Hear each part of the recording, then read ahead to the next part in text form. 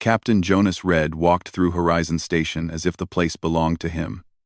He had no fear in his steps, no hesitation in his eyes, and no shame in the smile stretched across his face.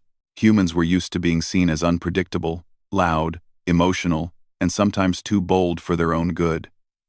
Jonas knew all of this, and he accepted it proudly. On a station filled with hundreds of alien species, he liked being the strange one. The station was alive with movement. Lights glowed all along the metal walls, trade screens flickered with prices, and the air smelled like a mixture of spices, machines, and something that might have been fruit from another world. Jonas had come here after finishing a rescue mission on the outer belts. His ship needed repairs, and he needed a moment to breathe.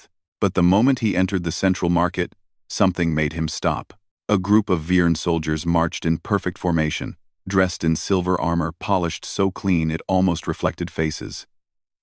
They had long limbs, tall postures, and a serious look that made everyone step aside. Behind them walked a figure wrapped in deep blue fabric, moving with a calm that was almost royal. Jonas recognized her instantly, even though he had only seen her in holos and diplomatic broadcasts. Princess Arala Verith, heir to the Verne Dominion, known for her logic, her discipline, and her complete lack of emotional expression. The Viren were considered cold thinkers, a species that valued order above everything else, and she was their future ruler. Jonas should have looked away. He should have respected the distance that everyone else kept around her. But he didn't. Instead, he stared, and he grinned. There was something about her presence. Something strong, something lonely, something that made the grin rise without his permission. She carried herself like someone who had learned to hide her real thoughts. Yet her eyes were sharp, searching, aware of every detail. Jonas felt a sudden pull toward her, a curiosity, a spark, something he couldn't name. Arala noticed him almost immediately. Her steps stopped. Her guards stiffened as if preparing for a threat. But she lifted a hand, telling them to stay back. Slowly, she turned toward Jonas, her expression unreadable. The market went quiet around them, as if the entire station paused to see what would happen next. She walked closer with graceful precision. Her voice was smooth, controlled, but there was clear confusion beneath it. "Why are you grinning, human?" Jonas didn't think. He didn't plan.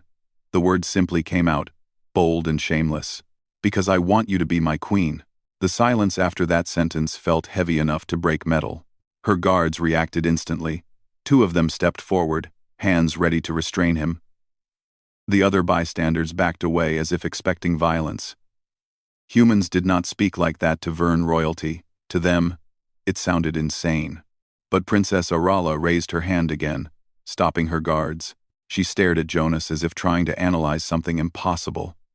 She looked him up and down, searching for any sign of mockery or disrespect. Instead, she found a man who wasn't joking, wasn't afraid, and wasn't apologizing for his strange, bold smile. "Your statement is illogical," she said. "You do not know me." Jonas shrugged lightly. "I don't need to know everything. Sometimes you see something, and you know it's important." Her eyes narrowed slightly. Not in anger, but curiosity. "Humans act without analysis," she said. "You act without understanding consequences." "Maybe," Jonas said, "but acting without fear brings big things too." Arala tilted her head a little. It was a small movement, but to her species it meant interest. She studied him as if he were a puzzle she had never seen before. Jonas expected her to walk away, maybe insult him, maybe laugh at him, but instead, she said something that surprised everyone. "Follow me." Her guards' eyes widened for the first time. They clearly didn't approve, but her authority left no room for argument. She began walking toward a quieter section of the station. Jonas, still smiling, followed her. The guards walked behind him, watching every step he took. They entered a private chamber reserved for diplomatic meetings. The doors closed behind them, sealing them away from the noise of the station. Inside, the room was neat, plain, and arranged with perfect symmetry, exactly how the Viren liked things. Arala stood in the center and turned to face him. "Explain what you meant." Jonas took a breath. "What part? You said you wish for me to be your queen. That is not a normal human greeting." He laughed softly.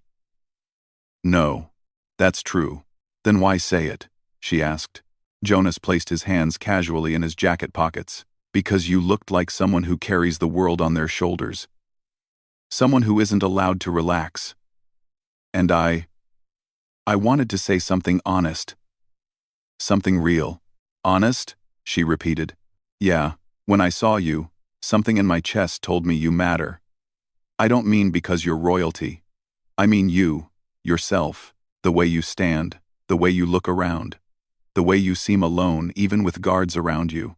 I felt like I wanted to protect you, to support you, to stand beside you. Arala blinked slowly, processing his words. In my culture, she said, we do not express personal thoughts freely. Emotional openness is considered weakness. Then maybe you deserve someone who sees your strength differently, Jonas answered. She stared at him again. Her expression softened not enough that a casual observer would notice.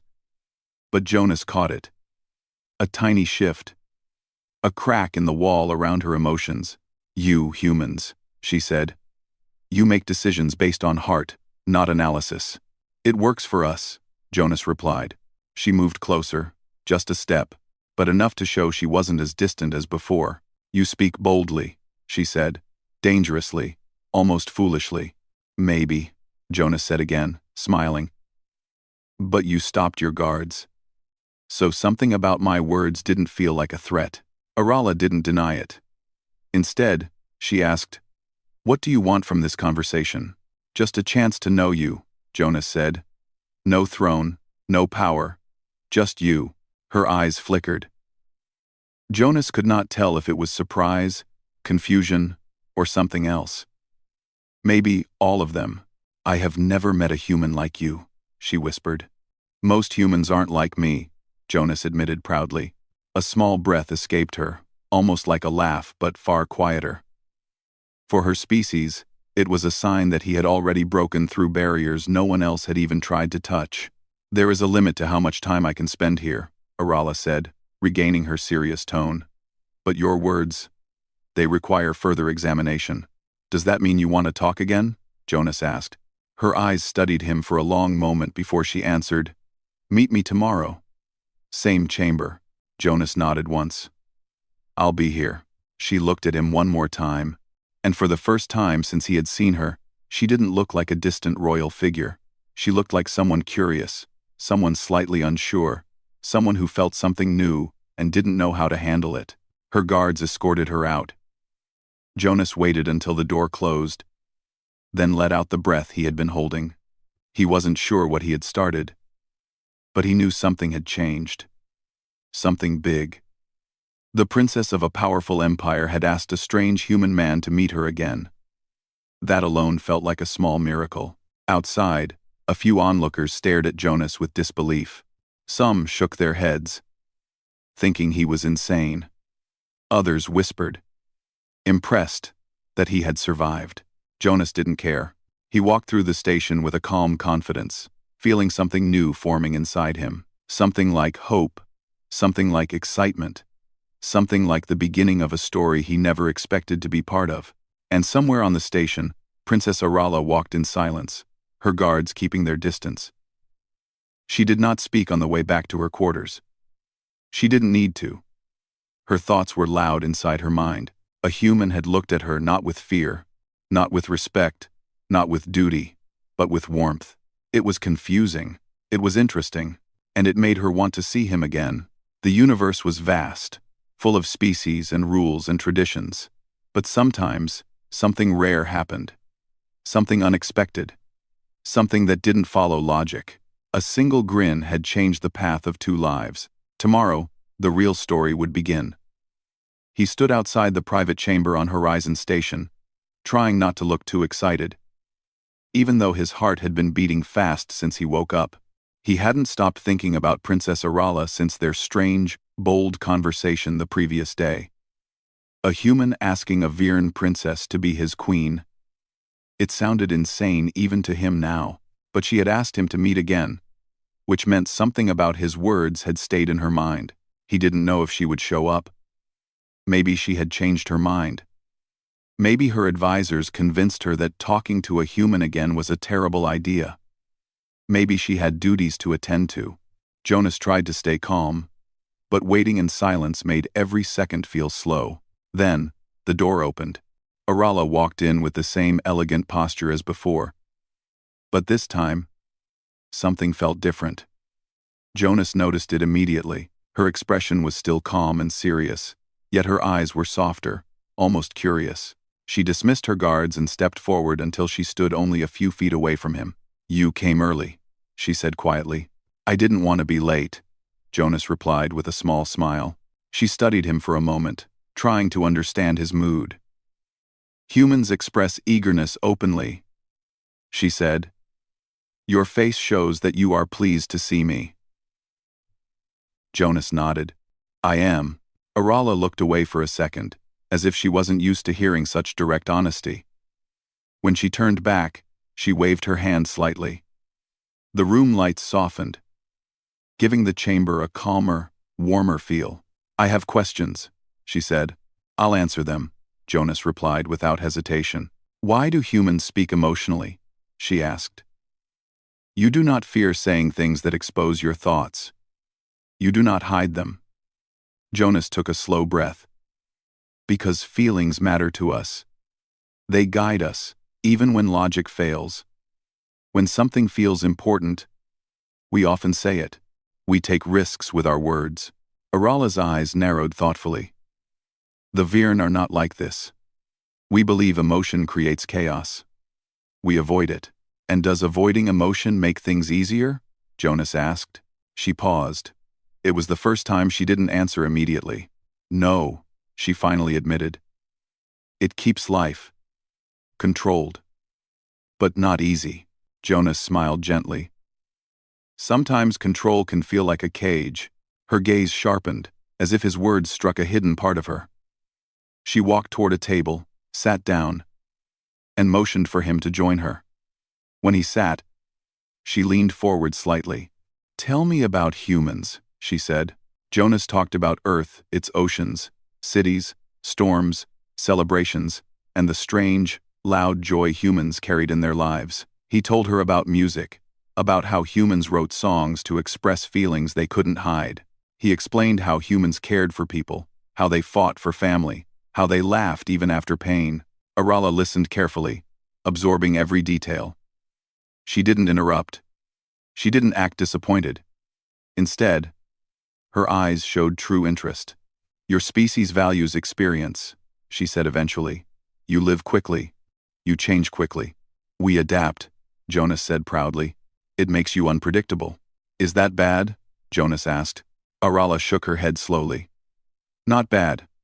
Only difficult to understand." Jonas leaned back and studied her too. "Then tell me something about your people." She took a breath, considering where to start. "The Vern believes strength comes from discipline, from training the mind, from removing anything that might weaken judgment. Emotions, desires, distractions, all these are suppressed." "That sounds lonely," Jonas said softly. Arala hesitated, then nodded slightly. "It can be." Jonas didn't say anything. He let silence fill the space between them. He didn't push. He didn't ask more. That alone made Arala feel strangely comfortable. After a moment, she stood up. "Walk with me." They left the chamber and entered the station's lower promenade. This area was less formal, filled with alien shops, glowing signs, and groups of travelers moving around. Arala's guards remained at a distance, pretending not to watch. Jonas noticed Arala observing everything.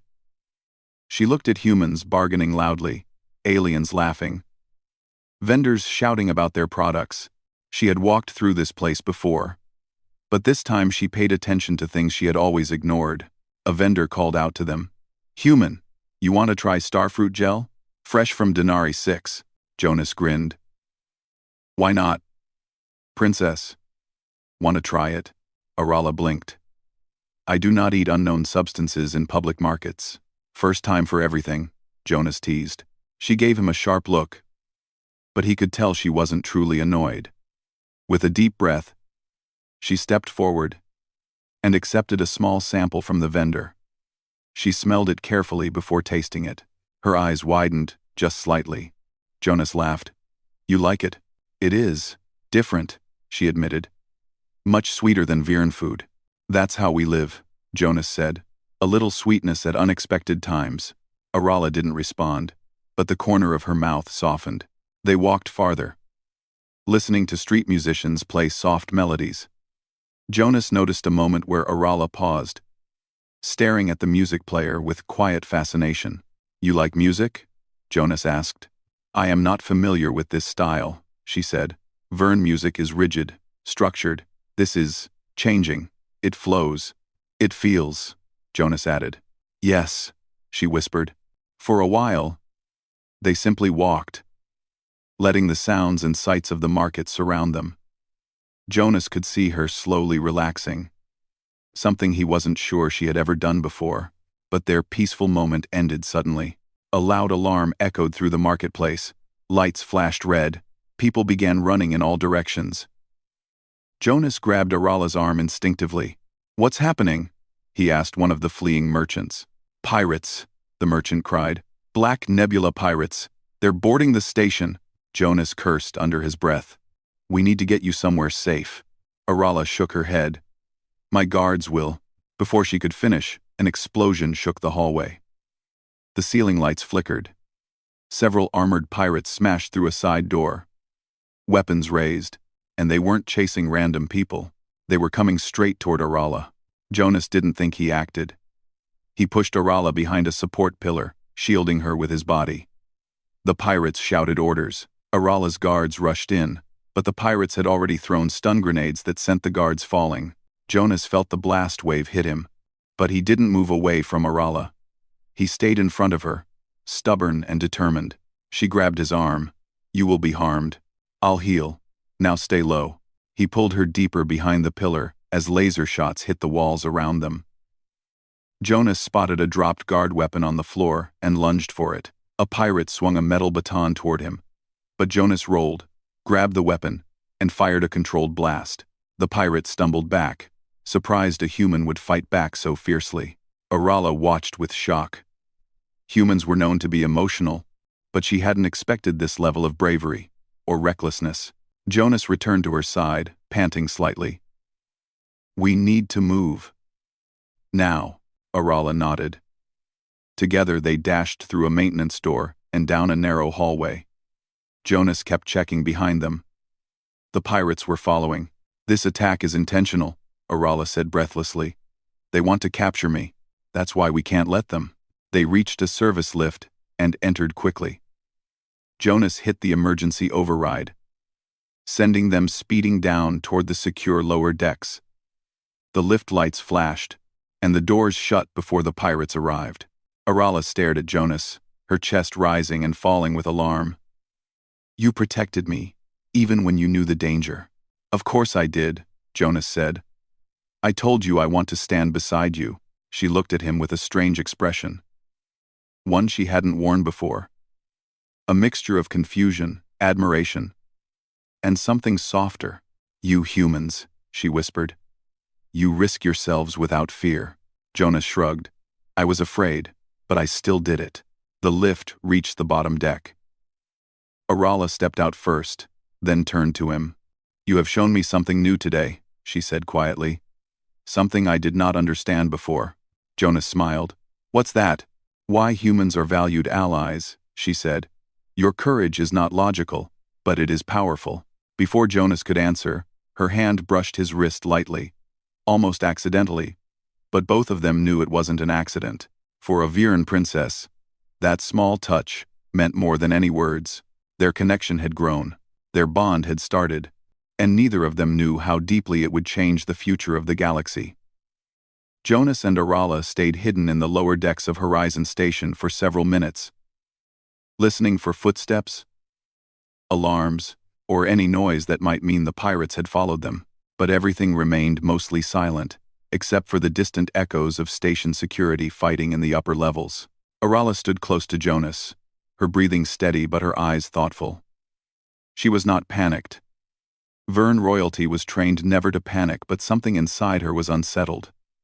Humans acted fast, emotionally, and sometimes without thinking.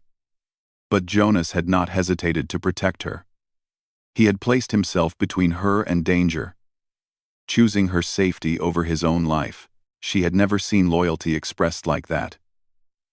It confused her. And it affected her far more than she wanted to admit.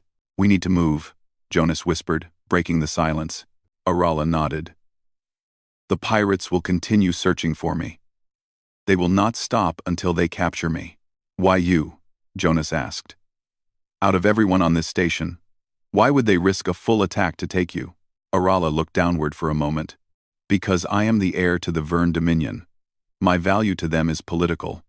They may want to use me as a way to weaken my family or negotiate a deal with my enemies." "Do you have enemies?" Jonas asked quietly. "Every royal has enemies," she replied. "Even those within their own empire." Jonas frowned. "You mean someone inside the Verne Dominion might be behind this?" Arala didn't answer directly. She turned and began walking down the narrow corridor. Jonas followed her, staying alert. They passed through a series of maintenance tunnels until they reached a small emergency exit leading to the outer docks. The air smelled colder here, and the sound of humming engines filled the space. "Where are we going?" Jonas asked. "A place where we can speak without interruptions," Arala said. "There is something I must show you." They stepped through a metal doorway into a dark storage bay. Arala pressed her palm against a sensor, and a small console lit up with blue light. A hidden panel slid open, revealing a compact data tablet. "This device contains information I received only a few days ago," she explained. "Information I have not shared with anyone." Jonas watched her carefully. She wasn't just being cautious, she was being trusting. Arala activated the tablet. A holographic display filled the room, projecting files, maps, and messages written in Verne language. "What am I looking at?" Jonas asked. "A plan," Arala said.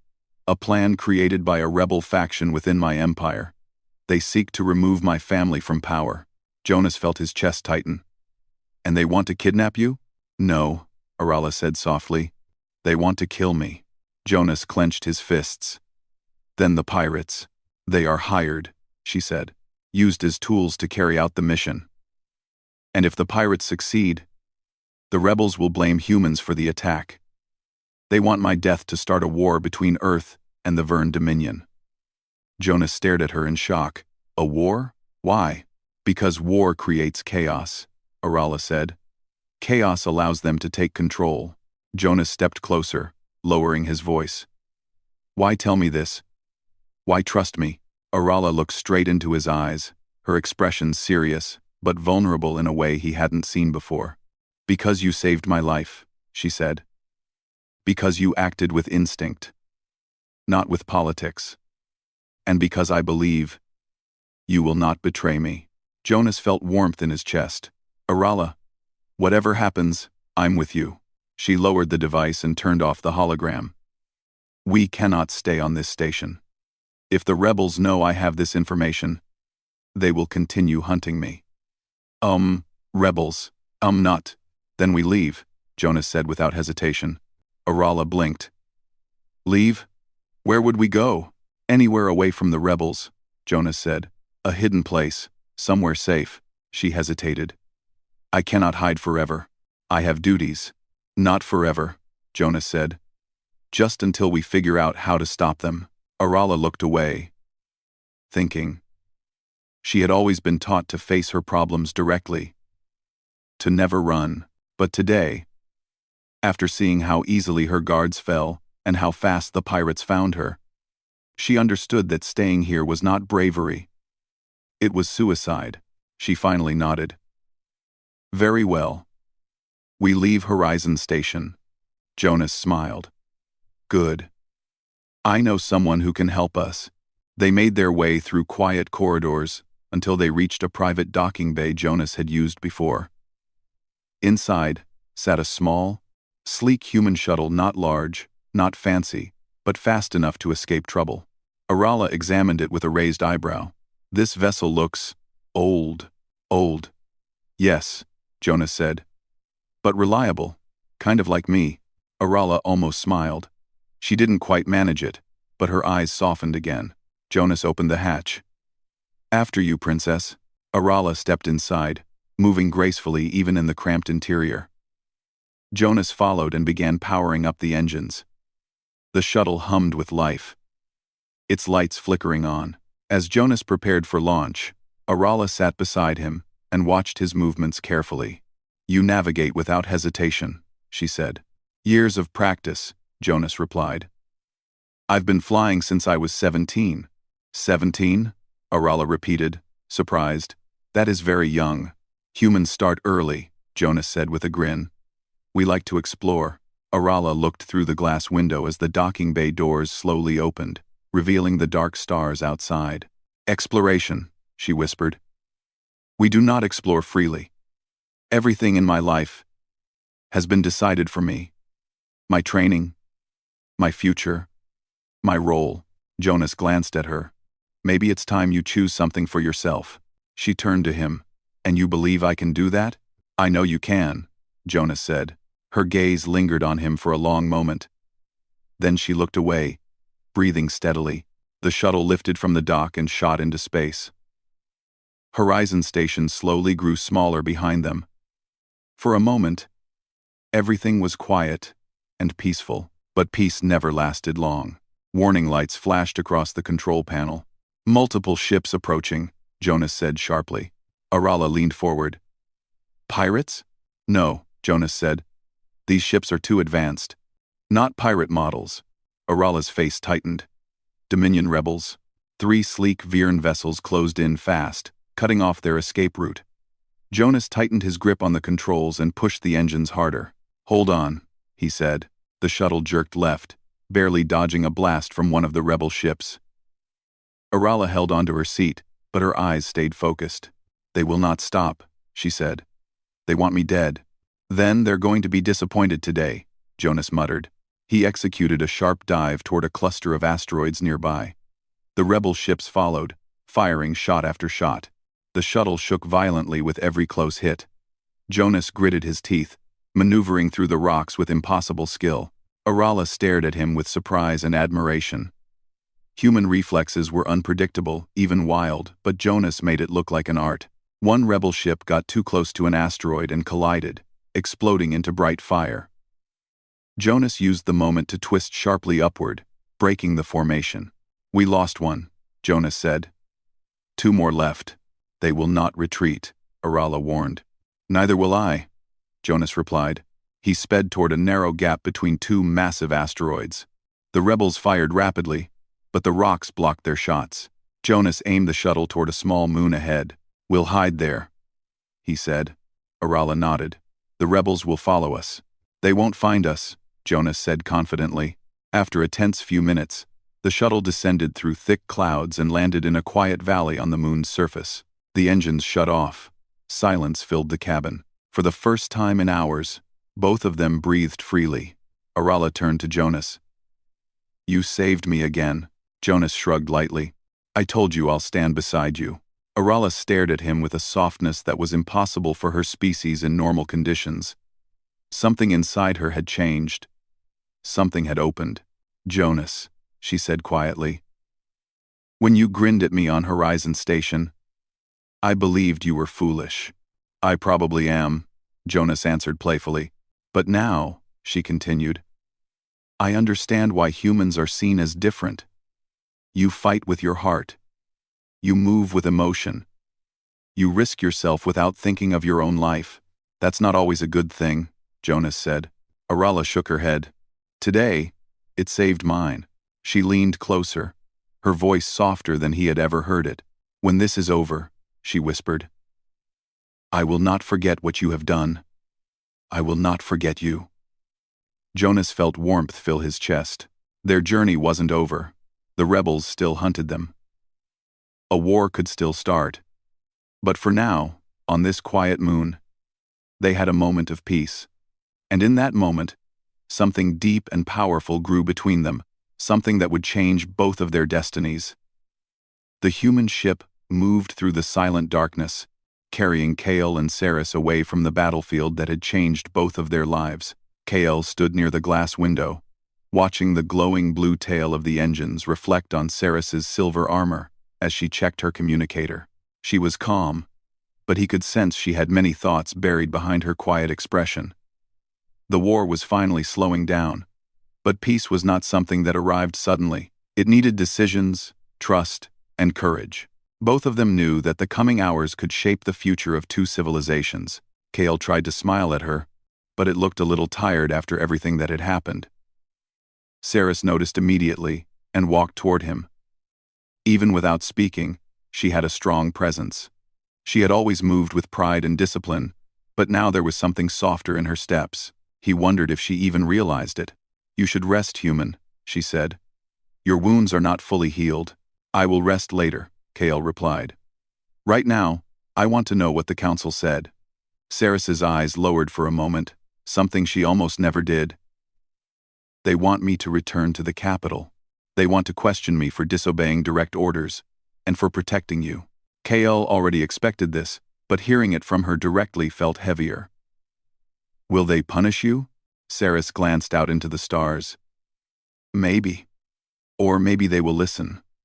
The council is divided. Some believe the old ways must stay. Others want change. My choice will force them to decide." Kale stepped closer. "Then I'm going with you." She turned to him sharply, surprised. "No. If you go, it will only increase the pressure. They will think you manipulated me, or tricked me. They might take you prisoner." "That's fine," Kale said. "I'm not leaving you alone." Her chest rose as she breathed out slowly, trying to hide the emotion behind her discipline. "You are strange," she whispered. "Humans. I never understood your loyalty." He smiled gently. "You understand it now." A small, reluctant warmth touched her eyes. She didn't deny it. She didn't try to hide it. For the first time, he felt she truly allowed herself to accept the connection between them. The ship continued toward the capital world. As they entered orbit, the blue oceans and silver continents of her home planet spread beneath them like a shining shield. Kale stared quietly, astonished. "It's beautiful." Ceres looked at the planet with a complex mix of pride and worry. "Beauty can hide danger, Kale. Today, we must face both." When they landed, soldiers surrounded them immediately, Ceres's own people. Their armor glowed faintly under the bright white lights. Kale kept his hands visible, not wanting to cause trouble. Ceres stood protectively in front of him, even though she didn't need to. She wanted the soldiers to see her choice clearly. One of the officers bowed deeply to her. "Commander Ceres, the council awaits." They escorted her through a long corridor made of silver stone and glowing lines that formed ancient patterns. Kale followed her quietly, studying the alien architecture in wonder. Everything about this world felt both advanced and spiritual. Their technology was smooth and elegant, but every piece carried a sense of history. Finally, they entered the grand chamber.